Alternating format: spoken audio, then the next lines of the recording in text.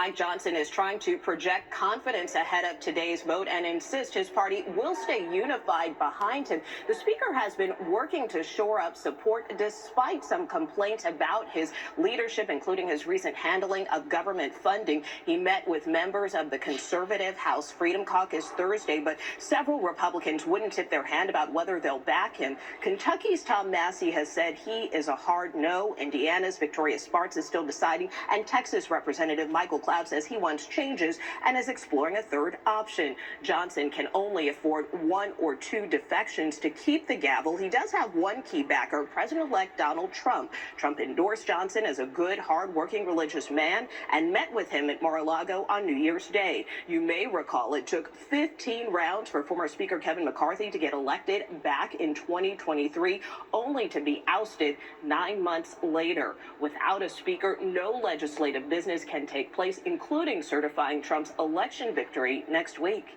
Adriana? Such a good point. We all remember those McCarthy rounds. Nicole, thank you so much. You are now looking at a flag in the nation's capital flying at half-staff for former President Jimmy Carter. 6 days of remembrances, both in Georgia and in Washington, will salute the 39th president. He died Sunday at 100 years old.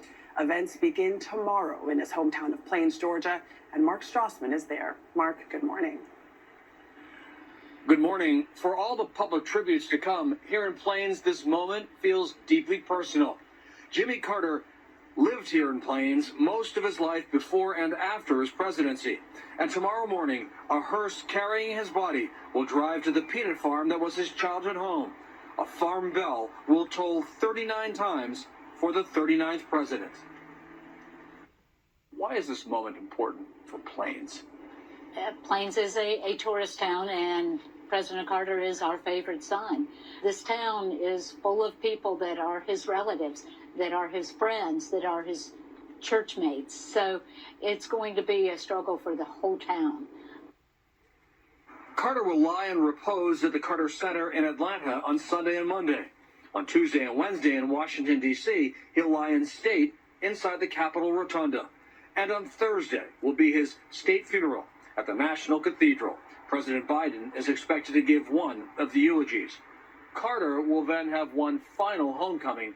He's going to be buried here in Plains next to his wife of 77 years, Rosalind Carter.